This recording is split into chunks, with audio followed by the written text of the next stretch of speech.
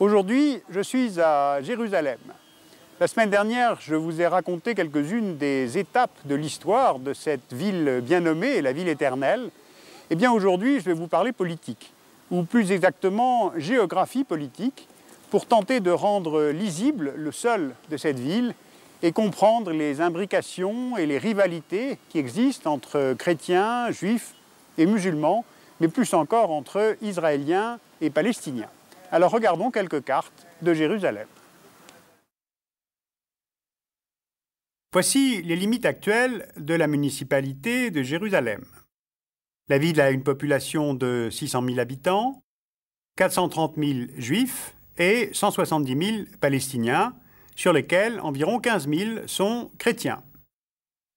On repère presque au centre la vieille ville avec son enceinte ottomane, mais ce que l'on ne repère pas, c'est que la ville a comme deux parties côte à côte, sans pour autant de murs qui les séparent. On a une Jérusalem-Ouest proclamée capitale par Israël lors de la création de l'État hébreu en 1948, et une Jérusalem-Est comprenant la vieille ville, conquise par Israël en 1967 avec la Cisjordanie attenante. Ces conquêtes ont été condamnées par la résolution 242 des Nations Unies. Alors ces conquêtes de la Cisjordanie et de Jérusalem-Est ont donné à Israël comme une profondeur stratégique, une profondeur, démographique, voire immobilière face aux Palestiniens. Car depuis 1967, les Israéliens considèrent que Jérusalem est, je cite, réunifiée. Mais pour les Palestiniens, Jérusalem-Est devrait devenir à terme la capitale d'un État palestinien. La ville est donc l'épicentre des identités et des rivalités entre Israéliens et Palestiniens. Donc il était intéressant de reporter les colonies de peuplement ou implantation de nouveaux quartiers, comme on les appelle en Israël, construites à Jérusalem-Est, au milieu de zones d'habitat palestiniens. Et on voit bien la progression en quelques 30 ans. Voici les premières colonies construites dans les années 1970. Givat Shapira, Givat Atmidvar, pour relier Jérusalem-Ouest au mont Scopus, où se trouve l'université hébraïque, Atarot, Ramoth, Neve Yaakov au nord, Talpiot à l'est, Gilo au sud. Et puis dans les années 1980, Pisgat Zev, Rekesh Shufat. Et puis depuis les années 90, on a notamment Ad Homa, auxquelles s'ajoutent les nouvelles implantations en Cisjordanie, notamment Ma'ale Adumim. On voit ici maintenant les réserves foncières pour les projets d'extension de toutes ces colonies. Ces implantations israéliennes à Jérusalem-Est et en Cisjordanie accueillent des volontaires, des nouveaux migrants qui viennent de Russie, d'Ukraine, mais aussi d'Éthiopie, des militants ultra-orthodoxes, les uns et les autres pouvant bénéficier d'un ensemble d'aides gouvernementales, dont des prêts à faible taux, voire à taux nul. Ces chantiers de nouveaux quartiers étaient censés s'interrompre pendant le processus d'Oslo à partir de 1993. Or, ils se sont constamment poursuivis, dessinant comme un encerclement de la partie arabe de Jérusalem, selon une géographie immobilière, routière, une stratégie territoriale précise, potentiellement militaire, ce que l'on voit bien ici par le positionnement sur la carte des implantations. On se retrouve donc avec des quartiers juifs implantés au milieu de villages palestiniens.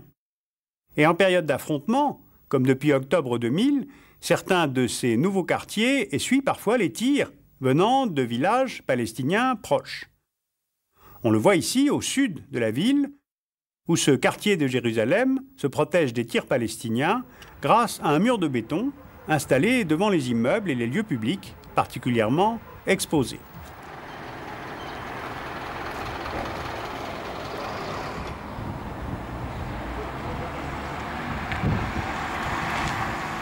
Alors cette stratégie territoriale et urbaine n'est pas limitée à la Grande Jérusalem. Elle s'applique, semble-t-il, aussi à la vieille ville. Revenons sur les 4 quartiers de l'ancienne ville ottomane.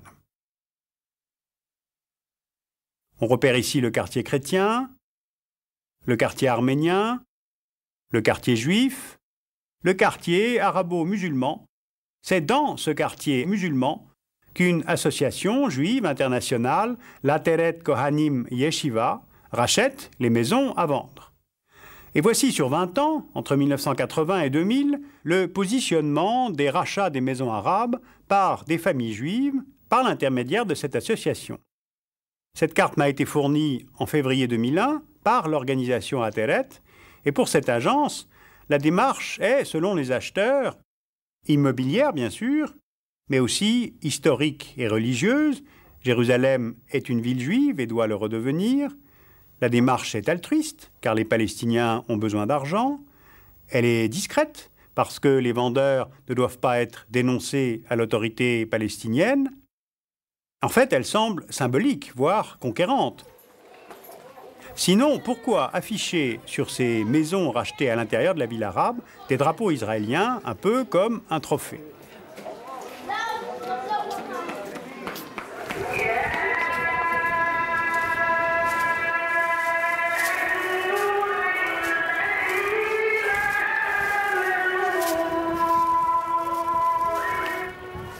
Notons aussi que sont apparues dans les rues de la vieille ville, installées depuis l'intifada d'octobre 2000, des caméras de surveillance reliées à un central de police israélien, accrochées partout sur les murs, aux angles des rues, pour surveiller les mouvements des passants, voire les mouvements de foule.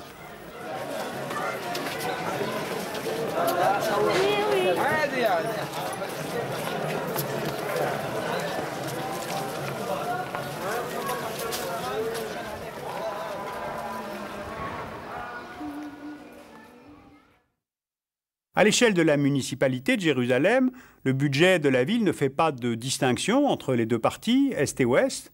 La fiscalité est identique, mais dans les faits, le traitement ne semble pas être équivalent pour les infrastructures, la voirie, le téléphone, le nettoyage. Entre les deux parties de la ville, la circulation des personnes n'a rien de naturel. Les Israéliens ne vont pas à Jérusalem-Est par peur. Et les Palestiniens ont besoin de laissez-passer pour entrer dans Jérusalem, barrages routiers, contrôle constant de police, population palestinienne comme prise en otage. Alors, dans cette situation à la fois complètement séparée et imbriquée, peut-on avoir deux capitales pour une seule ville ? Les Palestiniens ne réclament pas de séparation physique de la ville, mais d'avoir leur propre capitale, reliée à leur arrière-pays, la Cisjordanie, et un accès à leur lieu saint, le Dôme du Rocher.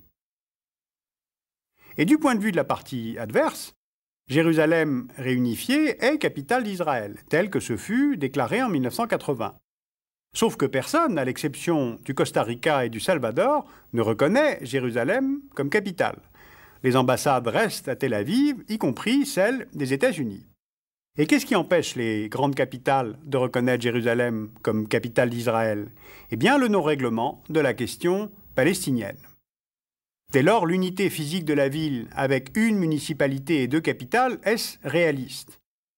Le fait d'avoir reporté sur cette carte le positionnement des colonies montre bien qu'elles rendent à terme difficile, voire carrément impossible, le fonctionnement d'une capitale palestinienne à Jérusalem. Ces colonies font comme un tampon entre une ville palestinienne et la Cisjordanie, donc une ville coupée à l'avance de ces développements possibles. Jérusalem est aujourd'hui ouverte, sans mur de Berlin, mais elle est déjà divisée, car les murs sont dans les têtes. En fait, la coupure est entre deux peuples, entre deux projets. Le problème n'est pas la gestion de la ville, ni la surface de terre à concéder, ni même strictement sécuritaire. On a avant tout un problème d'identité, de légitimité de l'autre. Le problème, c'est l'autre, ni plus ni moins. L'État hébreu a décrété Jérusalem comme capitale d'Israël, donc aussi de l'État juif. À capitale administrative, il faut donc ajouter capitale religieuse. Les catholiques ont le Vatican, les musulmans ont la Mecque. Notons d'ailleurs que Jérusalem n'apparaît nulle part dans le Coran, mais pour les Juifs, il n'y a que Jérusalem. Pour les Israéliens, et en particulier les religieux, si Israël est un État juif, Jérusalem ne peut être que ville juive. Et diviser la ville, c'est remettre en cause l'identité même d'Israël. Il faut donc combiner vision territoriale et vision spirituelle. Jérusalem représente à la fois l'âme collective et le repère national du peuple juif. Mais tout de même, rappelons que cette vision est récente, une cinquantaine d'années. Yossi Beilin, l'ex-vice-ministre israélien des Affaires étrangères, estime, je le cite, que ceux qui croient que Jérusalem est unifiée et reconnue comme la capitale d'Israël entretiennent un mythe. C'est une erreur historique et une contre-vérité. Fin de citation. Car voilà, si Israël négocie avec les Palestiniens, Israël négocie aussi, et sans cesse, à l'intérieur même de sa propre société où deux visions s'opposent, une vision messianique et une vision en accord avec le monde d'aujourd'hui.